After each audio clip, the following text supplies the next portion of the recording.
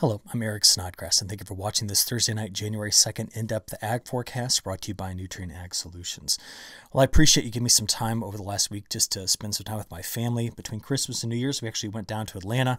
My daughter really wanted to just stay in a big city and stay in a big hotel, so I took her down here, and we stayed in this one right here. This is the Marriott Marquis in downtown Atlanta, fantastic hotel, and I booked us a room on the 41st floor. They wanted to stay up high so they could see the whole city. But me being kind of the big nerd that I am, wanted to do a little bit of science experiment with them. So when we got there and looked up inside the tower, I kind of pointed out what floor they were going to be on. I said, hey, I have a barometer on my phone. Why don't we just measure the change in the pressure as we ride the elevator? So from the ground level all the way up to the 41st floor, we measured a pressure drop. So that's roughly 400 feet or so. We measured a pressure drop that was 14 millibars. So a 14 millibar change in pressure. And the kids were fascinated because their ears popped a bunch of times as we rode the elevator up and down. Now, I showed them this as soon as I got done explaining. I said, this is a pretty cool graphic. We put it at the beginning of every textbook on Introduction to Atmospheric Sciences. It shows how pressure, which is the x-axis, changes with altitude. Now, it's neat to think about this. You often hear me talk about the trough ridge pattern. Well, we measure that at where the atmospheric pressure is 50% of its surface value, so about 500 millibars. Top of Mount Everest is about 300 millibars. That's generally where the jet stream level winds are. So that's about 30,000 feet, and about 70% of the atmospheric mass is below that point. Now, when I talk about things like the polar vortex, which is in the stratosphere, we're talking about pressures way up here between 10 and 50 millibars, so deep into the stratosphere. And where we were was just way down here, of course, but the pressure change was quite dramatic. Going up and down 41 floors, our ears would pop generally twice, and that 14 millibar change in pressure is significant, okay? Now, just to show you how significant it is, I'm going to show you the latest all hazards weather map this afternoon. Of course, we're watching a large system roll out of Colorado toward the northeast. We've got winter storm warnings out for a broad sector here to the north of it. Ice storm warnings out from Nebraska to Iowa. Flood watches out here, and just issued this afternoon, everything you see in yellow here, this is a large area of tornado watch. Now, before I talk about it and the next three systems coming into the west, I want to talk about the high winds that we're experiencing down here in parts of New Mexico and Texas. If you just take a look, this is what the winds look like this afternoon. There's actually two fronts. You can see there's a front here, and there's actually a front there. This is the upper level front, and this is the surface front. And I was looking at it kind of closely to see how the winds were shifting around that front, because the forecast models this afternoon were projecting sustained winds in the 20 to 40 mile an hour range, with gusts getting higher than that. That's why there were wind advisories. Now, from Amarillo all the way to Champaign, that's about 1,000 miles. That change in pressure from here to here was also 14 millibars. So the pressure changes much more subtly and almost entirely driven by elevation changes along the surface of the earth. But as you go up, it changes dramatically. So 14 millibar change from here to here versus a 14 millibar change from the ground to the top of the Marriott Marquis in Atlanta. Now remember, this is mean sea level pressure, so this has been corrected for altitude, but this is what we have to do in order to understand what's going to move these winds around. By the way, if you were to, and this is impossible, but if we were to like cancel gravity and get rid of it, the air that is held on Earth would decompress so fast into outer space, it would do it at a G, okay? So at 9.8 meters per second squared, that'd be the acceleration the air would leave the Earth. And if you need a good reference for that, that would be like sitting in, a Tesla Model S Plaid and just bearing it ludicrous mode. That's the same kind of acceleration the air would leave Earth's surface. So thank goodness you cannot shut off gravity. But anyways, just thinking about this, I want to talk more about these winds, okay? Because the wind pattern that we need to be discussing isn't the wind near the surface. It's those jet stream level winds. So up there, around the top of Mount Everest, that altitude. Because last year, this is what those winds did, okay? They came screaming off of Japan and split right here. And that split flow is what drove the western United States and parts of the plains into deep drought early in the year. So this was January 1st through April 1st. And if you look back at that time period, what do we have? We had a large ridge that sat right in through here with troughs flanking it. And the net effect was the circulation compared to normal was doing something like this. And for those of you in the West, we clearly understand that this is the wrong direction to have the jet stream level winds in order to deliver the moisture that is needed during the wet season, which is the cold season in the western United States. And what it ended up doing, and I showed this morning in my report, was give us this map. So from January 1st last year to April 1st, we saw rapid drought development throughout Oregon, parts of California, Nevada, in fact, much of the West. And then here, coming off of the mountains into parts of eastern Montana, the Dakotas, down into Nebraska, and also into Texas. And of course, this continued to build throughout the season last year because as the jet stream continued to reconfigure itself, it continued to avoid California, and it also avoided Texas through the western Corn Belt. It hammered the northern plains. It hammered the Northwest. That was the difference between last year and what I'm about to show you for this year. So far, this cold season, so November 1st up until the 31st, New Year's Eve, we had a big ridge here. Off and on, it kept sitting in this area. Now, the difference was last year's ridge was here. This one, much farther back to the west. And as a result, systems were coming in like this across the country. All of this has changed. And as we talked about 2 weeks ago, back on the 22nd, my last video, we were projecting that for this time of year, the end of 2022 and the beginning of 2023, that we would see a jet stream pattern like this. The winds born off of the Himalayas, coming across China, exiting through Japan, and just on this nonstop zonal flow west to east all the way over to the Sierra Nevada and the Rockies. Now, I got asked a good question earlier today because I kept calling this just zonal flow. You might hear it called an atmospheric river. It's all just different terms for jet stream behavior, but the question was, why are we not calling this the Pineapple Express? Well, just generally speaking, we kind of reserve that term for when, instead of having the winds follow this trajectory, they start off over Hawaii and follow that trajectory. So the pineapple part of the Pineapple Express references Hawaii. That's just a quick clarification on that. What this pattern is going to do over the next 15 days, though, is shown really well here by the 12Z European Ensemble forecast. So with a pattern like this, the areas that tend to be a bit drier, because the jet stream is entering here into California, are parts of the Canadian Prairie and parts of the Northern Plains, really from Montana through North Dakota. We tend to see a lot of activity through the midsection of the country exiting east.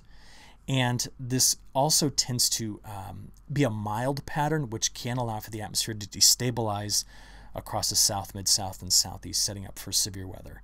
But this pattern is not dry. Even though I said it's drier for these areas, there will still be chances for precipitation to come through with this. When the jet stream is extended and moving this quickly, systems roll across the country with a lot of repetition, so the frequency of them is higher. So the flow that we have been seeing plus the flow we are seeing is going to continue to really add to what we've got here in terms of snowpack in the west already. And I showed this in this morning's video, but again, it just highlights that we have very few areas that are below normal for this point in the year on snowpack, primarily down here in New Mexico and parts of the southern Rockies and Colorado. But other than that and the Olympic Mountains, most other locations are sitting somewhere near 100% or in places in California approaching 300% of normal snowpack. And this is only going to continue to go up. Now remember, this is year to date, so this isn't for the entire season. When you look over a longer time span, we can just take a look at California as an example. We are on average at about 60 to 65% of snowpack for April 1st. We still have quite a bit of ways to go here. But if you look at the state versus like the Tulare Basin, getting into the San Joaquin and then in the Northern Sierra, this is good. We are on the right side of average to help recover the moisture that's been lost over the last few years, especially the moisture that was just lost last year.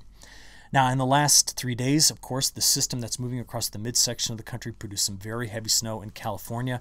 Some places saw over 4 feet of snow.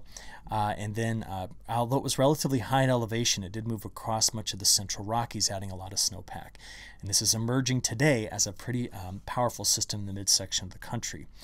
When you look at the liquid side of this, this is liquid equivalent. We can see that in the mountains there was up to 6, maybe 7 or 8 inches of liquid equivalent. So this is going a long way to kind of bring California toward its normals here.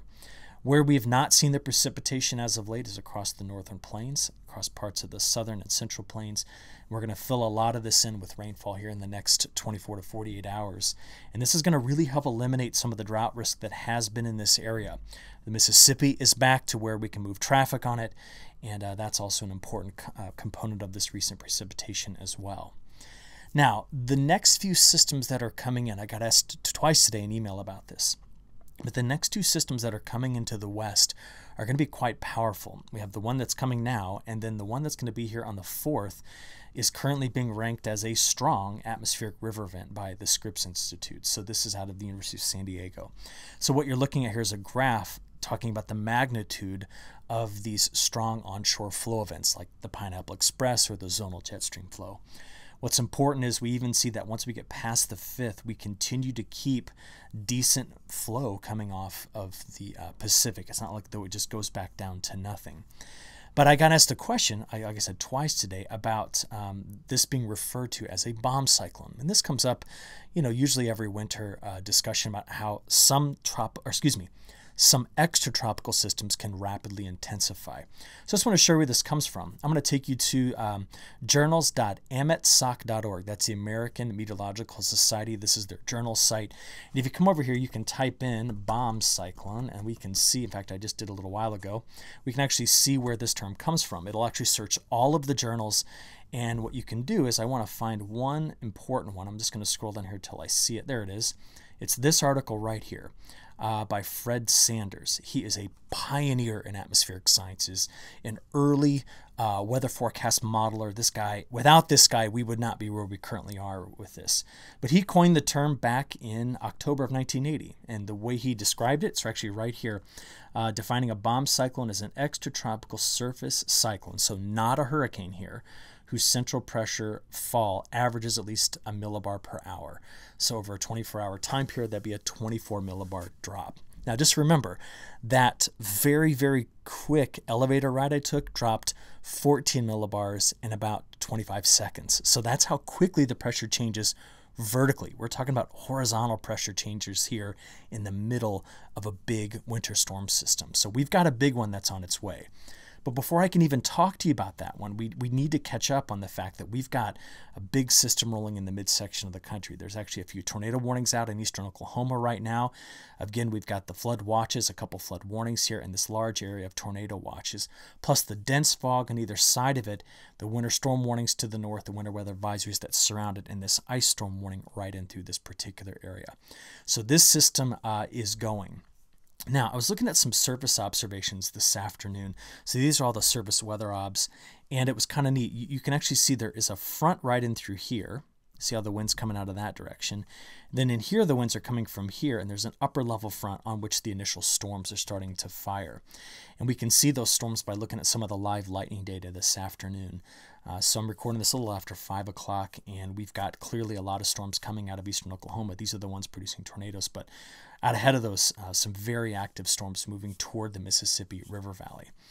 As we look at these on satellite, let's just take you back here and show you the size and extent of this cyclone. It'll be developing pretty rapidly here over the next about 12 to 24 hours, but it will lose some of its upper level support. I'll show you that in a few moments. But you can see these very large thunderstorm complexes here.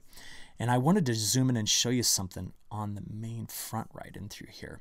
So if we zoom down into parts of Texas, okay, so here's the storms coming up in Oklahoma, and the storms out ahead in Arkansas. You can see the overshooting tops in Louisiana. But what I was interested in is behind the main front right here, we actually see a large dust storm coming through parts of Texas. So a lot of blowing dust there tonight going through that particular area. Okay, so let's just break this down. This is where the Storm Prediction Center was calling for severe storms today, large area of enhanced risk around the Arklatex region and through here.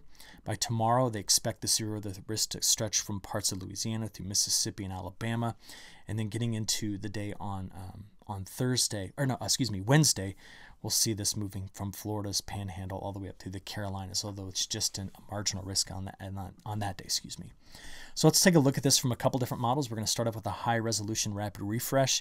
This is simulated radar reflectivity. And you can see the discrete supercell behavior that the models were predicting for about 6 o'clock tonight with the large thunderstorm complex out ahead of it. So going into the rest of this evening, those storms could continue up into parts of Missouri, but stay centered, I think, down here in parts of Arkansas, eastern Oklahoma, and eastern Texas. That's 10 o'clock tonight. We see heavier rain spreading over the Ohio River Valley, southern Illinois, Indiana, Kentucky, Tennessee, and that's tonight. And then the main frontal boundary tries to cross the Mississippi River the upper level front, by 4 o'clock tomorrow morning. So we could see the storms really racing in that direction, probably getting there before 4 a.m. Then as we go into tomorrow, this is Tuesday morning, Tuesday midday. We're going to watch again for the potential for a cluster of thunderstorms to erupt here. This will be the main line we're going to keep the closest eye on, going through Louisiana, Mississippi, and Alabama. And then as we let this go all the way out to Tuesday evening, could be, again, more storms on the backside. Because remember, the main front, the front that follows, is still in place, and that's going to lift the air again. So multiple rounds of storms in this area tomorrow, and that gets us all the way through midnight or 12 a.m. on Wednesday. So let's now look at it a little differently. This is the NAM model, and we're going to look instead at precipitation type and intensity. So blue, snow, pink, ice, and the green is rain. So we see that the model has a very similar timing on the front. And I'm just keeping an eye down here, watching for the storms again tomorrow. The main front clears it out by by Wednesday morning, presses that over the Appalachian Mountains into New England, and then brings chances of rain from Florida into Georgia, South Carolina, North Carolina. Although the front really loses a lot of its steam because the lead low on this, the service low, gets out ahead of the upper level low, which is still sitting and spinning here. In fact, Fred Sanders would love this, looking at his model that helped us understand the separation between the upper level wave and the service wave. What do you call that? The ED, is it the ED model? I'll have to go back and look that up. I guess it's the Sanders model. Oh, gosh. Okay, so let's go back. Sorry about that. On the back side of this, watch the snow that's coming out of parts of Nebraska into South Dakota, Minnesota, and Iowa. And we're going to get this snow to stick around through Tuesday and even into Wednesday as the upper level low sits here and spins. While all of that was going on, the next big system's coming into the west. And to show you that one, I'm going to do a multi-model analysis with the GFS on the left and the European on the right. So we've already seen through here, okay? Here is the cyclone that we referred to earlier as the bomb cyclone, rapidly intensifying. There is a wide open push of moisture coming off the Pacific that's going to target Northern California. It's in both models. So while one low fizzles out moving east, by the time we get into Wednesday evening, the next one is hammering into the west. Now that's going to be from Wednesday through Thursday, a significant precipitation event for California up the I-5 corridor. Going to have very, very strong winds out of this as well. As we then press in on Friday, that low does not come over the mountains and reemerge as another cyclone. There's no upper level support, no trough that's going to come in. So the cyclone just hits the mountains and it kind of stops there. What we do get out of it, it's not much, but maybe by Saturday, we're going to watch a system that comes out of the Ohio River Valley and moves up the East Coast. But we'll see another system coming in here later in the week, Friday into Saturday into the west. See it here. And then as we play forward through Sunday into Monday, there's another system that's lined up. It's in both models for next Monday, Tuesday. And that system comes across by next Wednesday. So multiple systems impacting the west. There are weaker systems, like one that comes in through here, one that skirts along the south, one that shows up by next Thursday, and then this one running up the East Coast, possibly midweek next week, that we still need to see more information on to really assess what it's going to be doing. But overall, you see this pattern's quite active. So let's get some numbers on this. How about looking at the 12Z European model for snow? So we're just going to add this up here. We'll just play this out till Friday or Saturday morning. We can see there will be a corridor in through here capable of picking up over a foot of snow right in through this area. The snowfall amounts will drop off sharply south of that line, and that's where we're expecting to see the ice. So you notice from parts of Nebraska into Iowa, Minnesota, central Wisconsin, the probability of getting at least 1/10 of an inch of ice is quite high. This extends later into parts of New England as well. On the total precipitation side of this, I'm just going to stick with the European model to get the best estimates here. So that plays through Thursday, getting out into Friday, Saturday. Let's just park this out there. Let's go all the way out to next Wednesday morning. How about right here? So at that point, we'll see 3 systems enter the west coast. And so the models are very aggressive at putting down somewhere between 6 and 15 inches of liquid in this. That's going to produce a lot of snow. It's mainly targeting California, less so in the Pacific Northwest. Because these next few systems are not ejecting once they get over the mountains, most of the precipitation you see here is coming from one event, the one that's going on right now. We're drier north of it in the Canadian Prairie, Montana, North Dakota.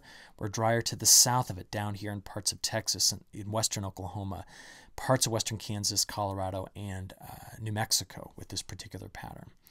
Just looking at the west on total liquid equivalent, I'm going to play this relatively quickly here just to show you what those amounts look like. We just stretch this out. You can see that this atmospheric river event or this zonal jet stream flow is really just going to be putting in a tremendous amount of precipitation into the west, adding to what they've already seen, including some very heavy snow in the mountains. If we add it all up using the European model, again, we'll just take this out about a week. We see that some parts of the Sierra Nevada will pick up 2 to 4 feet of snow, the Klamath Mountains quite a bit. And the latest model trends are increasing the amount in the Cascades as well. But this isn't a big Central Rockies snow event. And none of these systems, as I said, are ejecting after the first one into like Montana or Wyoming to produce another big winter cyclone in the midsection of the country. We see that getting out there at about day 10, this would be the 12th, and moving forward, persistent troughing off the west coast. And the latest model trends have made these even deeper. It means that the pattern we're in will likely continue, which is why the week 2 precipitation anomalies really aren't dry for anyone. It doesn't mean there won't be a few places that miss out on this, but this is an active pattern targeting the west, and systems will still move across the country under the mild air that will be in place here. But I don't right now see any major cyclones past the one we're going to deal with today and tomorrow and Wednesday coming across the country. All the action is going to be on the west, all right? Okay, temperatures. Just want to recap what happened that week leading up to Christmas, just to kind of show you how cold it was. From parts of Alberta through the northern plains, temperatures over a 7-day time period averaged almost 35 degrees below normal. This whole area you see here is about 15 degrees below normal. Some of that cold air did make it out in the Columbia Basin as well. This was part of the cold snap. This was deadly. I don't know the official count. I believe the number's over 30 so far. It's the same cold snap that produced the absolutely tremendous blizzard that came here in off of Lake Erie, including the 10-foot increase in lake depth on the eastern side of Lake Erie from the wind-blown water. And we also saw the cold enough air, shallow cold enough air, getting into parts of Seattle to give us an ice storm out of this. Well, this is what the next 10 days looks like. All that cold air is now somewhere over Russia or Siberia. And we have very mild mild air controlled by the Pacific jet stream, just preventing any high latitude blocking. So there's no big ridges to displace the cold air over North America. It's warm here. It's forecast to be warm throughout Europe, which was setting records for warmth here. And it's also warm throughout much of Asia. So big population centers across the northern hemisphere right now seeing very low heating demand because of the warmth that's in place. We'll talk more about South America in just a few moments. But here was the temperature forecast for tomorrow on Tuesday, up to 30 degrees warmer than normal throughout parts of the eastern Corn Belt. But as I play that forward and that warmth goes east and the system rolls through, you'll notice that the temperature change behind this one is nothing like what we saw. There's just no deep reservoir of cold air that's getting pulled south. So the temperatures overall, I just played all the way out to next Sunday for you, are mild. Even where we have the rain-cooled air in the west, it's not as though this is a brutally cold air mass. And because of that, snow levels are relatively high throughout the Sierra Nevada mountains. How long does it last? Well, let's just play it out here looking at the 12Z European Ensemble for precipitation anomalies. That's a 5-day sliding window. And the Canadian Prairie is probably the warmest compared to normal, but really no significant deviations from normal on the cold side across much of North America as we press forward here through the middle of the month. Now, there's a few things we need to be on the lookout for. One, I talked about this morning, but the polar vortex. The 12Z run did the same thing that the previous runs had done, and that was by about January 6th or 7th, the vortex seems to weaken and be disrupted by what could be a sudden stratospheric warming event happening over Alaska. Remember, this is at 10 millibars, and we now know where that is. That's deep in the stratosphere. So is this going to connect with a tropospheric trough? That's always the question. So you can see major disruptions in the stratospheric polar vortex without having a complementary nasty colder outbreak in the troposphere. I just want to watch out for this though, because this is just a signal that we need to keep an eye on the Gulf of Alaska, the Bering Sea, and the Chukchi Sea for this potential disturbance. Now, as it stands, the newest data that was just released this afternoon for January 15th through February 15th just wants much of the same. This is often an issue with long-range models. What they're initialized with, they just tend to carry. They don't pick up on pattern changes very well. But I buy this regardless, because of even if the Pacific jet did peel back a bit, we still see the setup delivering moisture to the west and systems that roll out of the Arclitex region. That's a very common setup for this particular type of winter, which is one where right now we still have an influential La Niña pattern happening. I'll talk more about that in just a second. But so this is the latest outlook, again, for precipitation anomalies January 15th to February 15th. With all of that being said, I want to show you this again. I showed it this morning. This is the newest drought outlook that was released here on December 31st by CPC, where they've got drought improving much of the eastern Corn Belt, the northern plains, getting back to the Pacific Northwest and California. It doesn't mean elimination of drought, but improvement. This particular region here in the central United States is going to have to wait. It really takes a jet stream pattern that can dive and plow through the mountains rather than ending there, but plow through to invigorate systems in the midsection of the country.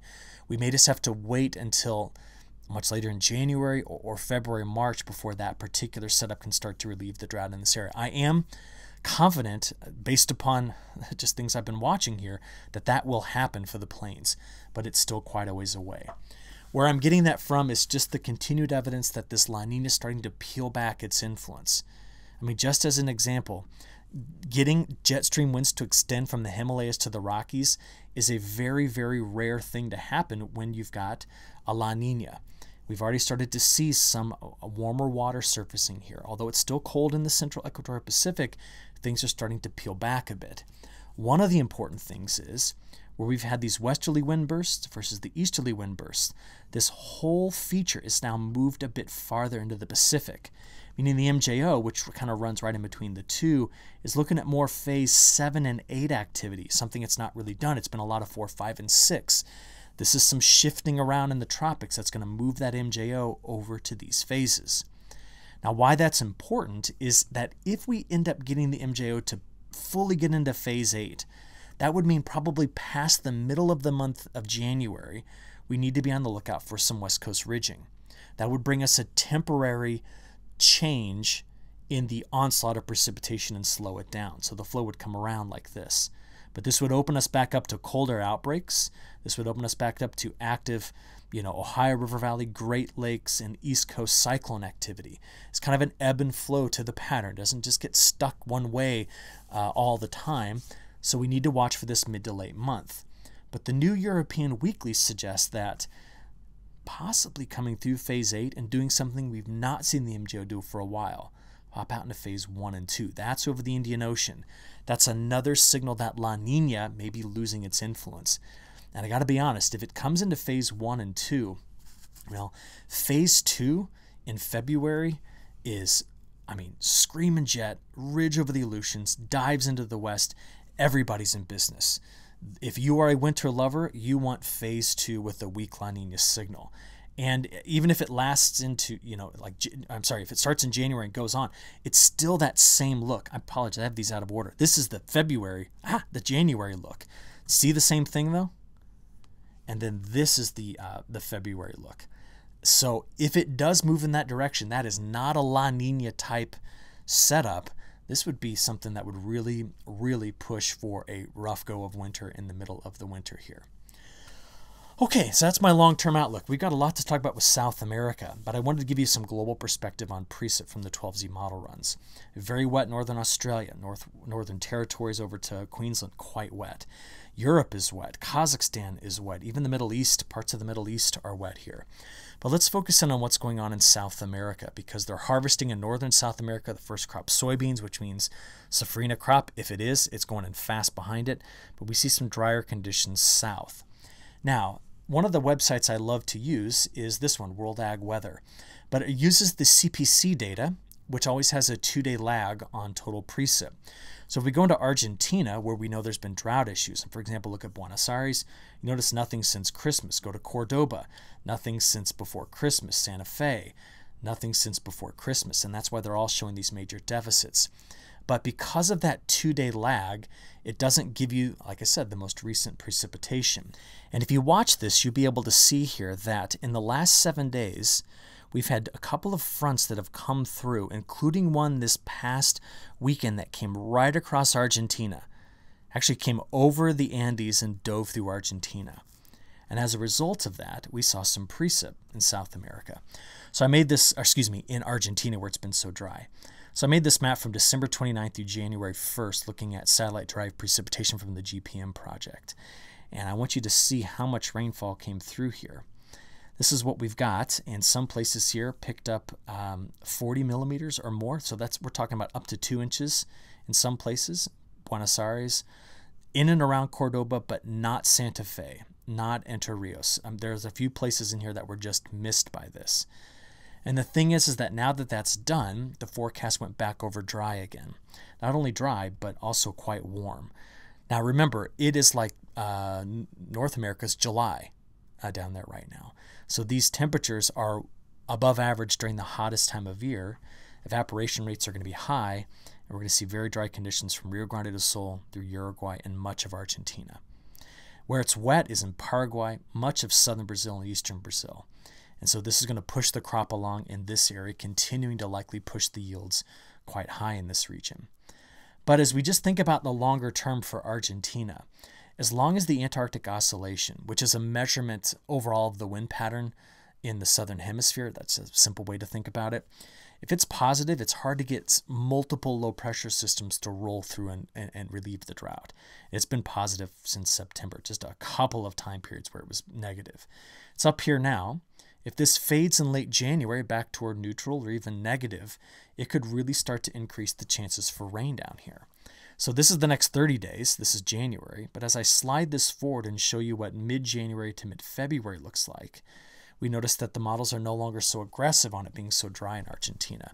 Still wet in central Brazil, but the dryness that we're starting to see the models show up with here in the northern parts, very northern growing areas in Brazil, could be an indication of what may happen during the safrinha crop should La Niña take over and the MJO start to move through the Indian Ocean. So that's why we're watching those things so carefully. Okay, it's good to be back. Love talking to you today. Can't wait to give you more updates throughout this week as this very active pattern globally continues to move through. So we'll talk again very soon. Thanks.